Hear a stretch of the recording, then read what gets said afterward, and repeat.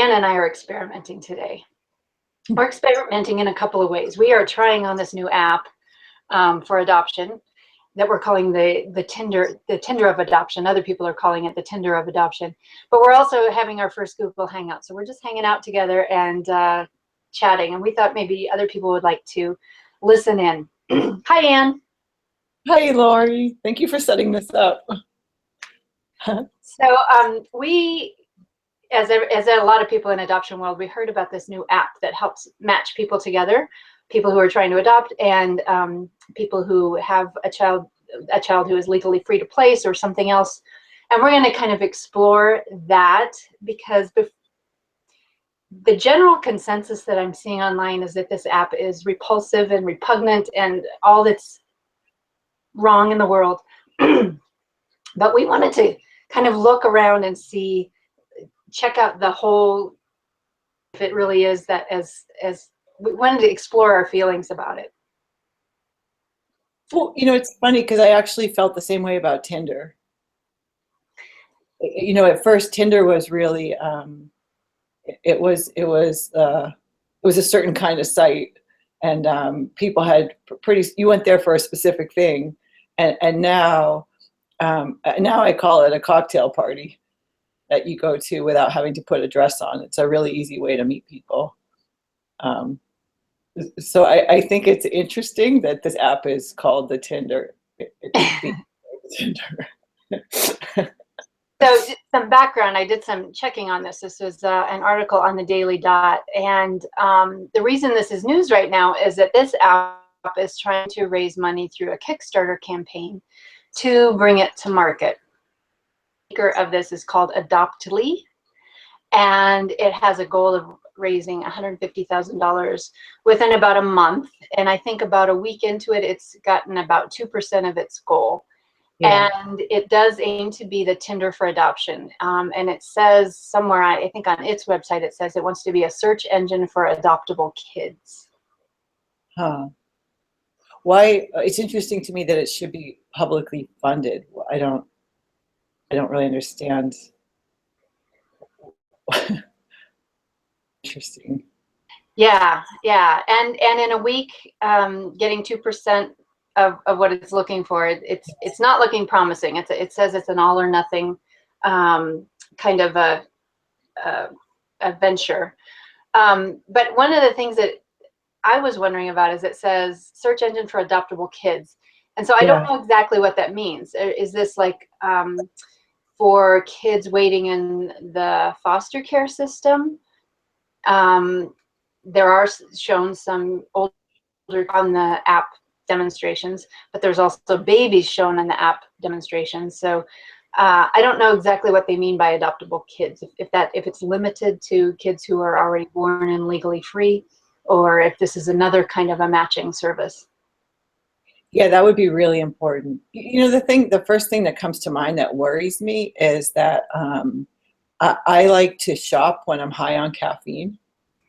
And I imagine just sitting at Pete's with my phone and all of a sudden thinking, I think I'm going to adopt a kid. and if it was an easier process, you know, there's a lot of things I buy and then I return. And so I'd be interested to see, in some ways, I can see the benefits of speeding up the process, because the less time a child spends in foster care or without people he or she can call parents, I think the worse. But for a child to be adopted and then returned, it is one of the worst situations. So I'm wondering, is it just speeding up? What is it speeding up? that parents have access to look at kids? Is that, or that people have access to look at kids? Is that what's faster? Because wouldn't the paper be the same? Yeah, you're saying that, is it just speeding up what already happens and making the process more efficient? What happens, but parents don't get to look at a bunch of kids, right? Generally, unless they go into an orphanage. I mean, aren't parents generally told what child? I mean, there's so much I don't know. Yeah, as I understand it, the two different paths are handled very differently. There are photo galleries and photo listings of waiting children. But then if you're talking about domestic infant adoption, it's actually the expectant mother who is looking at who's available and she's the one who's deciding who she's going to pick. So the days of when I was adopted in the 60s are pretty much over, where a parent puts in an application and is called and then told that there's a child. Right. That's not like. It's very rarely with domestic infant adoption where you just wait for your number to come up in line and you line up with that baby that's at the top of the line too.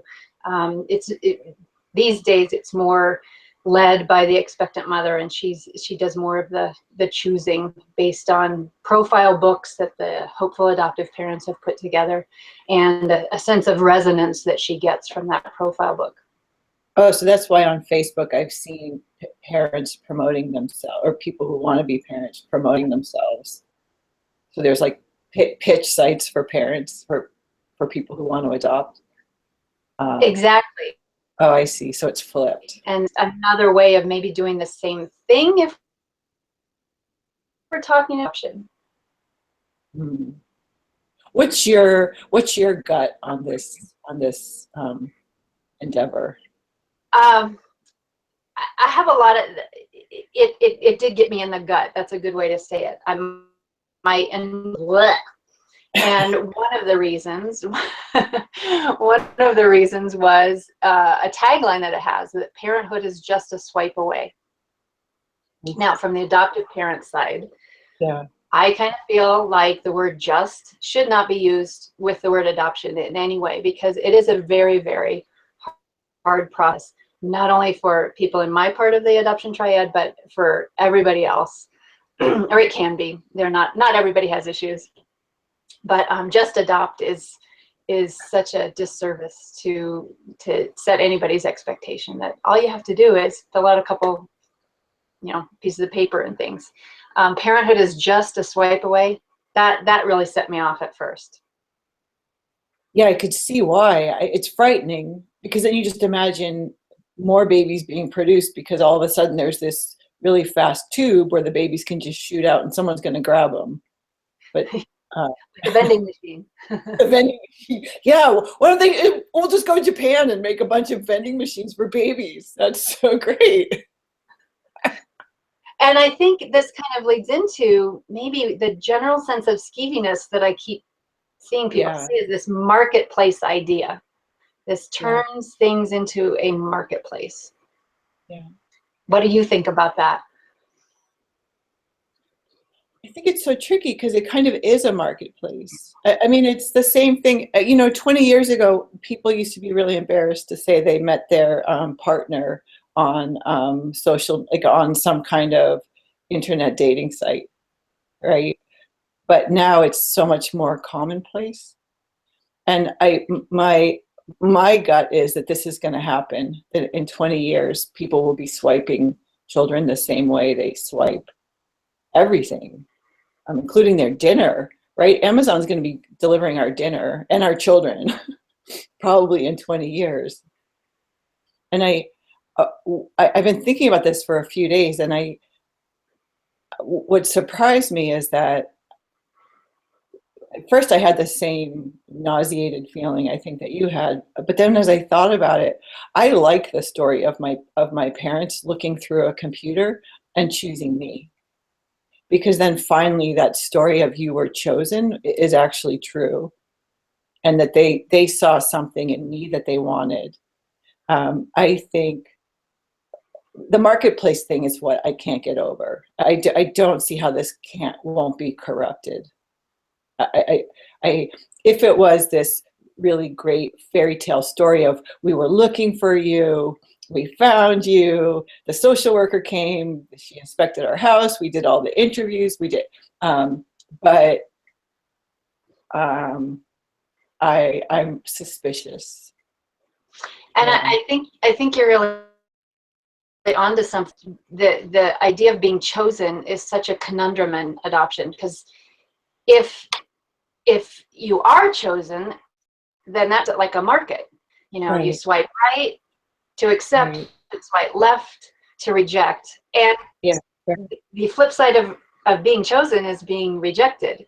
So it's Right. still an evaluation of a person. And that just, I think that's a lot of the that people are getting from this. And then if it's not a situation of being chosen, why do so many memes say that I was chosen? When really, it's not that the parents are looking at all the available babies and saying, I'll take that one. It's Right. often, back in our day, you got up to that place in line and you know, whoever's at the top of the line with you, that was how you were matched, not chosen. And these days, it's the expectant mother who's doing the choosing, not the adoptive parents, and certainly, and the baby is not the one being chosen. So the choosing issue, I think, is a big factor in how I feel about this too. It is a big factor because the choosing's being done by everybody but the baby. You know, and of course the baby's too young to choose unless it's an older adoption. But um, I think that a deep sadness in adoption is the fact that the children have to make do with what they get, and so chosen is an important story because I mean the truth is we got you, you're the one we got, and we love you, and there's this whole fallacy in parenting that the children are yours. You know, like my mom would say, "You're mine." I'm not hers. She's raising me, and I think that this sense of ownership is a big problem for adoptees because if I am my mother's who adopted me, there's not room for me to look for my birth mother. And I'm trying to tie this back to the app, but I think the closer we can get to the truth of the situation, which is these people had you, they can't keep you, so we're going to raise you. We love you, but it's like what you talk about. It's not either or; it's both and. I'm all over the place right now, and it's not coming together neatly, but if this app were to happen, what I would hope for is more honesty of story than the fairy tale of um, you were chosen. That was all over the place. So good luck tying that together. No, I hear a lot of what you're saying, and I think the ownership issue is tied in so much with the marketplace, because if you have a marketplace, you're looking for you were looking for people who have something, they have ownership of something, and who want to and other people who want to have ownership of the same thing, and they make some sort of a transaction, and it's that transactional part that Yeah.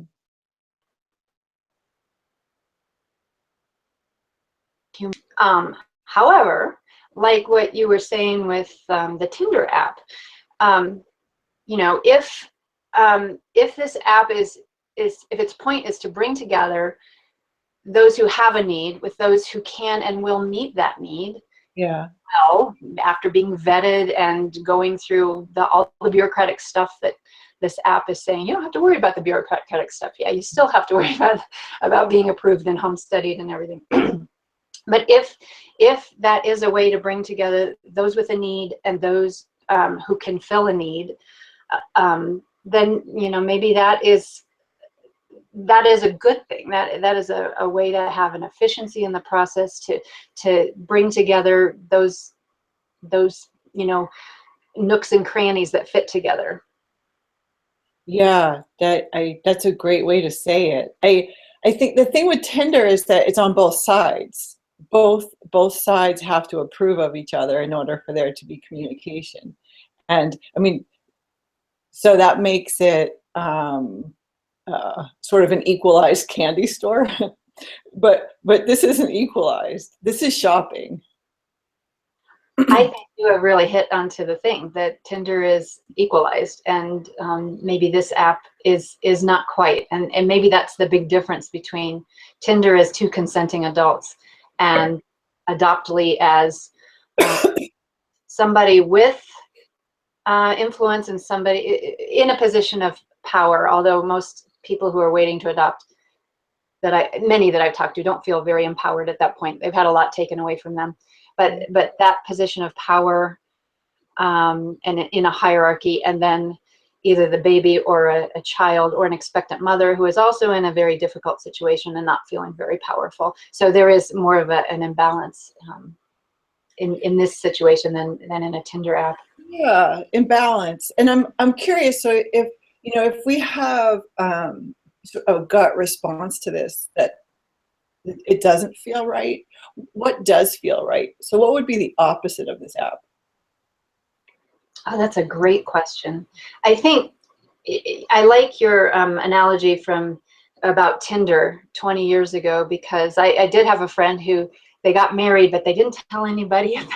They were only very select about how they told people that they met, because they met through an app back in the day when it was still a hush-hush thing. But now so many people are doing it that it's very socially acceptable, and people broadcast it all the time. It's nothing to be embarrassed about anymore. People you'd never have met otherwise. Right. And the same goes for children, right? And that kind of matchmaking was going on before the internet, and it was just in terms of probably personal ads or something like that. So what are the personal ads of today? I think that's maybe what you were asking. How are we doing this already? And that would be the photo listings, the adoption profile books, the websites that bring together expectant parents and hopeful adoptive parents. So, maybe that's not being done as efficiently as it can, and maybe this is just the next iteration of making it, of bringing together those two groups of people. Maybe that's what I'm thinking, and I'm wondering if, one thing with Tinder is that you fall in love with people that you wouldn't have met otherwise. And is it a terrible thing for people to be looking at pictures of children and falling in love with their sort of dream of who that child is? You do have, the reason why Tinder has worked is you do have when you look at a face, you almost know immediately. And people can say that is superficial, but I think it's true. It's the don't judge a book by its cover, but people do judge books by the cover for a reason. You're leading me to another difference I'm seeing between Tinder and Adoptly, and that would be that in Tinder you get a lot of chances to make a long-term relationship. You can have as many as you want. Right. I would think that to save that kind of rejection that you were talking about, you need to make pretty sure the first time that this is that you're going to be able to make this commitment once you start, entering into and talking with this person. It's not like a shopping around like you would do maybe on Tinder if you're looking for a life partner or something. But I wonder if that shopping around wouldn't be a good idea. It's terrible in some ways for the child, but why not? With adoption, why not call a spade, right? Parents do adopt with these dreams that the children, many people adopt with the dreams that the children are going to be their children and going to be like them. And what if they get to be more picky? What if they get to feel that, it's like if you're going to buy a piece of fruit or you're going to go to the pound and pick a dog, you get to look at a lot of things. It's brutal for the kids, but again, that goes back to chosen. That truly means you were chosen. Yeah, right? yeah. If you were tested out in some way. So maybe there's a sacrifice of the short-term rejection or being kind of put on display for being chosen or rejection in sacrifice of the long-term fit. Yeah. And if and I wonder what it's like for a child who doesn't get chosen, if the child then thinks, I wonder how many people looked at me. I mean, because if someone's in foster care and they're 4 years old or 8 years old, I don't exactly know. My brother was in foster care for a while when he was 2, but I don't know how looked at they feel. I mean, I read about Russian orphanages where the kids watch people come in, and these kids are not chosen. So that seems like that Tinder to me, where the kids are aware, hyper aware that they're not being chosen. Ugh.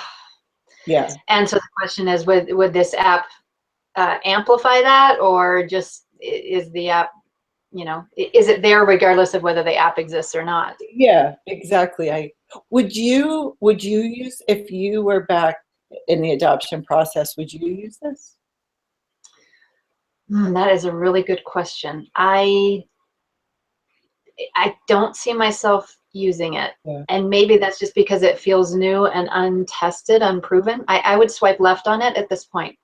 Oh, that's a good, yeah, that's, what scares me is that I'm actually afraid I would adopt someone. That if it was on my phone and I would have these feelings of, I could take care of an older adoptee. And if it was, and maybe that's a good thing, right? I mean, maybe these kids could actually have homes, but there's plenty of stories where people bring someone home and then lives are ruined. Yes. In a sense, does this make it too easy? I mean, do we need to have more intentionality in adoption rather than less? I guess it depends. If I was more aware of that, I know there's a huge number of children who aren't adopted and who are waiting for homes. And I think if I were more aware, like if I saw 80,000 kids standing in a field, and I knew they were waiting for a home, I think I'd be less finicky about how they got to a home, frankly, because except then you read stories about them being adopted by abusive parents, and you're better being in a field than being abused. But gosh, it's tricky. It really is. And I think as you and I kind of hash this out, I'm feeling more and more like this is a very different animal for waiting children than it is for expectant mothers, unborn babies, or newly born babies. I think it's almost like two different tracks that we would need to hash out. Because what if it gave those kids, the older kids, actually an opportunity what if it does, because part of it is people just need to see these children's faces, right? I believe that when someone adopts, I believe something happens where it doesn't happen every time, and I think, actually, never mind, it's one of those fairy tales. I was going to say that the parents who adopt fall in love immediately, and my brother, it turned out he was a drug baby, and my mother had a very hard time holding him. And I think that, if there had been a return policy, I still think she wouldn't have been able to return him. I'm trying to think about permanency, Tinder, and permanency. There's this, because if you can keep flipping, is it harder to commit to what you have? Because I feel in the dating world that's an issue, right? Like, why stick with someone when you could just pick up your phone and get rid of that person and just keep flipping? There's unending supply, and it's available to you. And I think that's been really damaging to the dating world, because then we are, even as dates, we're commodities. And when you go into a candy store and you can pick anything, it's paralyzing, right? But when you're a little kid and someone gives you one piece of candy, you're super thrilled. Yeah. Yeah. So I guess I'm old-fashioned. Let me back up. Something you said a minute ago made me, I wanted to address again. You were talking about the idea of looking at a picture and falling in love with them. I've heard some adoptees say that that's ridiculous, that you can look at a baby and decide that it's your baby, for an adoptive parent to really fall in love with this child just from a two-dimensional picture. I hear this a lot in international adoption. How does that make you feel as an adopted person? the idea that you can be fallen in love with just for, you know, your looks. That's a great question. Yeah, I actually think that's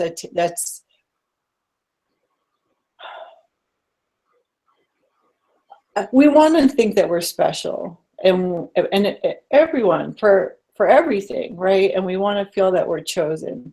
I think that that's such a good question. I think if my parents chose me, there would come that ultimate moment where I would realize it wasn't me they fell in love with, it was their dream of who they thought I was going to be.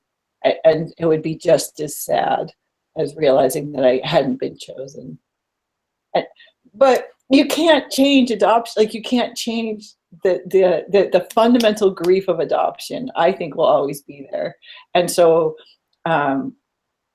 maybe that just makes it, it's all about conversation, right? It's all about, it almost doesn't matter how you get the baby. Well, that's not true, but. So maybe some of the pushback that I'm reading about this app is really pushback about the hard parts of adoption, and not with the app bringing them up to look at. But it's not the app itself that is, you know, bad. It's some parts of adoption are just really hard to understand, and yeah, and I think not talking about it doesn't help, because, you know, in a way, adoption is a marketplace. And so you can tell fairy tales and you can sugarcoat it, but it's somewhere generally in their lives, the adoptees have that realization. And it's, you know, when your fairy tales crumble and you don't have any stories to replace it that are healthy, it's paralyzing. So I feel like we're talking about the app, but really what we're talking about is openness and adoption. Open, it's your book. It's let's talk about this. and your book, the openness that you craved and that your parents weren't primed to give you because they didn't have the tools. They were taught the as if model, just Right. act as if she was born to you. Right. It's funny, I guess, you know, the way they adopted me in the 60s, I mean, in a way, it was just super slow motion Tinder. I mean, but they didn't, they were just shown a baby, and they were either in that moment going to swipe right or swipe left. And they said yes. And then the fairy tale starts, right? You were chosen, and it'll be the same fairy tale with Tinder. It'll just be, it's like everything is just faster.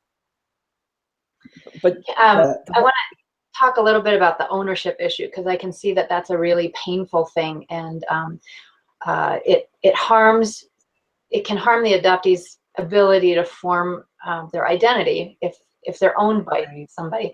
So the way I sometimes help people reframe that is claiming instead of ownership. So the importance of claiming and being claimed for an adopted person, does that strike you differently than ownership? You know, I think about it a lot, because now that my daughter left for college, I realized that she was never mine, and that my job was to raise her, and which is the same for any parent. And I'm getting to that point where there's no language. I mean, as I'm trying to answer your question, and can you ask me the question again? Because I just realized does the idea of claiming and being claimed, yeah, maybe by both sets of families, yeah, is that a more helpful way of looking at it for you than being owned by somebody? yeah, I think what would be the most helpful would be more of it, less of the emphasis on the claimed, and more on the truth of someone wasn't able to take care of you, and we get to take care of you. This acknowledging the damage first, instead of emphasizing the gloss. and let the adoptee, because I'm seeing that if people hadn't told me I was lucky, and if people hadn't told me I was claimed, I would have come to that decision myself. But if people had nurtured the damage more, but I mean, if I were a child that had been chosen on Tinder, I would want my parents to first acknowledge, I am so sorry that this is how well, I wouldn't say it that way, but that this is how we got you. We are so lucky to get you, and we're going to make the most of it. And let the child come to the decision of, these people love me and I love them. That's hard to talk about. Because there's no perfect answer, right? We're not going to land on the island of perfect adoption, and the stories are all going to resonate perfectly. It's always going to be a little rocky. So what I'm realizing that one of the viewpoints that neither of us are really able to cover is the one of the expectant mother or the birth mother or the somebody whose child for whatever reason was taken by CPS. Yeah. So I feel like we've kind of walked around this issue of the Tinder for Adoption app, but we haven't. We are limited in our ability to cover all the angles, but I feel like we've done a pretty good job. Crushing that would be to be a mother who had given birth and either been sort of forced to give up the child or gave up the child. Can you imagine if that app was open? I mean, and what it would be like. I mean, they could see their own child. Right. Oh, you know what? I'm so glad. Just for that, I would say no. That gives me chills. That would be horrifying. Wow. There's a lot of logistical pieces that we don't know about this app either. Like, at what stage do you do this? Is it before the home study or after the home study? And how do you prove to the app that you've been approved by a licensed agency and all of those? And what safeguards are in place? How do you protect the image of the child? Because people can do screenshots, and then suddenly there's public information about this child. I mean, that could be that can show up. That could damage people, actually, 20 years later. Okay, now, And also, just like with a dating app, you can kind of pretend you're somebody that you're not actually. And I guess you could probably do that on this app as well. For example, there's probably, I don't know how they're going to safeguard against scams about like saying you're pregnant, but you're not pregnant. So I think there's a lot of possibilities for. We just went into a dark. Now I would say definitely thumbs down. I came in here being open-minded, thinking, okay, 2000. And this is the value of talking something out. It took us a while to get down. Well, I started in one place where it was just that gut feeling. Then we kind of opened it up and explored, and then we got to some really good questions. Yes, you're right. And this is what my dream for the world of adoption is just open-hearted conversations where people are willing to look at ideas and they're not firmly entrenched in their own, because it's discussion that will save people, I think. Yeah, I loved having this. I am so against this right now. I feel sick. I'm going to get rid of my phone because I'm probably going to adopt 10 children. Accidentally, while you're high on caffeine. I wouldn't worry about it yet, because like I said, they're only 2% toward their goal. But if the people behind this ever watch this video, they will know some of the things that they need to put in safeguards for. Yeah, that's brilliant. Yeah, I thank you for doing this with me. This was so fun.